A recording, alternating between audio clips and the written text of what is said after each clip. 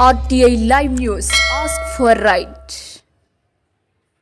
నమస్తే, welcome to RTI live news. Telugu Desam party ఇచ్చిన హామీలు నెరవేరుస్తామని, ప్రజలకి న్యాయం చేస్తామని, అదేవిధంగా ప్రజలు వైసీపీ ప్రభుత్వంలో కోల్పోయిన ప్రతిదీ కూడా తిరిగి ఇప్పిస్తామని చెప్పడం జరిగింది. వైసీపీ పాలనలో జరిగిన ప్రజలకి మోసం అంతా ఇంత కాదని, జగన్ పాలనలో జరిగిన భూ కబ్జాలు చాలా జరిగాయని, తిరిగి ఎవరు భూములు అయితే జగన్ పాలనలో దోచుకున్నారో వాళ్ళకి తిరిగి ఇస్తామని మాట ఇస్తున్నామని ప్రెస్ మీట్ లో మాట్లాడిన ఎమ్మెల్యే గౌతు శిరీష.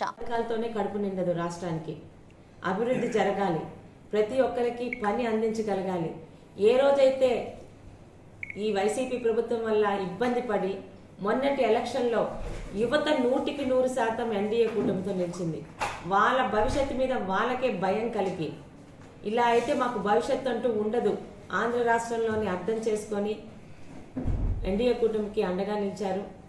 వారికి ఇచ్చిన మాట ప్రతి చేతికి పని, ఇటు రాష్ట్రంలో కానీ ఇటు పలాసలో కూడా ఆ మాటకి కట్టుబడి ఉన్నామని చెప్తూ, ముఖ్యంగా ఇక్కడ వ్యాపార వర్గాల మీద గత 5 సంవత్సరాలుగా జరుగుతున్న దాడులు కానీ, ఆఖరికి వైద్యులను కూడా వదలకుండా మా కంపెనీ మందులో కనాలి, మేము చెప్పినట్టే చేయాలనే బెదిరింపులు కానీ, ఏదన్నా గవర్నమెంట్ ప్రోగ్రామ్స్, ముఖ్యమంత్రి ప్రోగ్రాంలు జరిగినప్పుడు అన్ని వ్యాపార వర్గాల మీద ముక్కు పిండి వసూలు చేసే పద్ధతులు కానీ, అలాంటివేవి 100% తెలుగుదేశం పార్టీ పాలనలో ఉండవు. ప్రతి ఒక్కరికి అదే స్పష్టం చేశాము. అదేవిధంగా ఎవరికైనా అధికారుల వల్ల ఇబ్బంది ఉంటే దయచేసి నన్ను కానీ మా పెద్దల్ని కానీ కన్సల్ట్ చేస్తే వాళ్ళందరికీ ఆ ఇబ్బందులు లేకుండా చూస్తామని మరొక మాట కూడా, 5 సంవత్సరాలు ఒక విచిత్రమైన పరిపాలన చేశారు గత పాలకులు. ముఖ్యంగా తాజా మాజీ మంత్రి గారైన చీదిరి అప్పలరాజు గారు సోషల్ మీడియాని ఒక మంచికి ఉపయోగించకుండా నోటికొచ్చినట్టు ఇష్టం వచ్చినట్టు మహిళల్ని, తెలుగుదేశం పార్టీ నాయకుల్ని అటాక్ చేస్తూ, సోషల్ మీడియాలో ఇబ్బందులు కలిగితే కులాల మధ్య వైషమ్యాలు కూడా ఆయన రెచ్చగొట్టిన సంగతి మీ అందరికీ తెలుసు. ఎన్నికలు అయ్యాక కూడా ఆయన బుద్ధి మార్చుకోలేదు. మీడియా మిత్రులుగా మీ అందరికీ తెలుసు, ఇక్కడ కిడ్నీ హాస్పిటల్ ఒకటి ఆ డాక్టర్ గారు కట్టించారు. ఎన్నికల విధుల్లో ఎన్నికల కోడ్ని అనుసరించి అక్కడున్న వైఎస్ఆర్ అనే అక్షరాలని ఇక్కడున్న మున్సిపాలిటీ సిబ్బంది తొలగించారని వాళ్ళు కూడా చెప్తే, ప్రజల కళ్ళు కప్పి ప్రజలకి మభ్య పెట్టడానికి టీడీపీ వాళ్ళు నన్నేమి చెయ్యలేక నేను కట్టించిన హాస్పిటల్ మీద దాడి చేశారన్న పచ్చి అబద్ధాన్ని సిగ్గు పడకుండా, సిగ్గు లేకుండా ప్రజల మధ్యకి తీసుకొని వచ్చారు.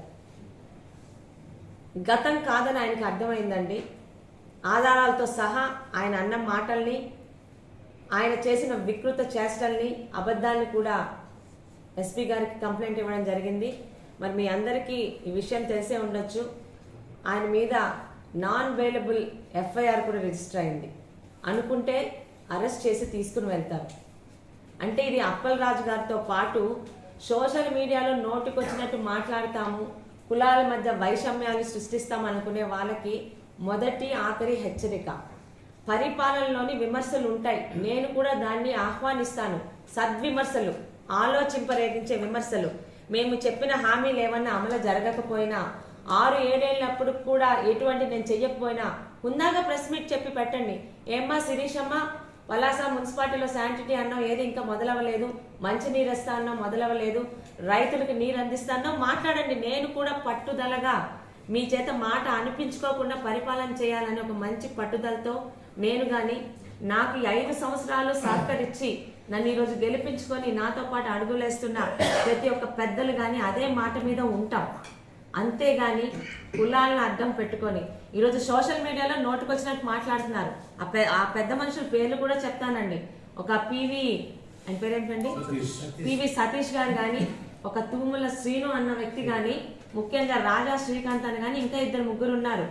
నోటికొచ్చినట్టు మాట్లాడిన దానికి ఎవరైనా ఎందుకు మాట్లాడారంటే మన కులాల మీద దాడి చేసేస్తున్నారని అక్కడ గాంధీ మహాత్ములు అక్కడ కూర్చొని ఉన్నారు మన సెంటర్లో. అక్కడ నిల్చొని వికృత చేష్టలు చేయడం.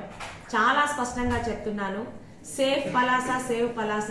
ఈ 4.5 సంవత్సరాలు మాట్లాడితే 104 సెక్షన్స్, 144 సెక్షన్లు పెట్టడం, లేకపోతే కర్ఫ్యూ విధించడం మీ అందరికీ తెలిసిన మాటే.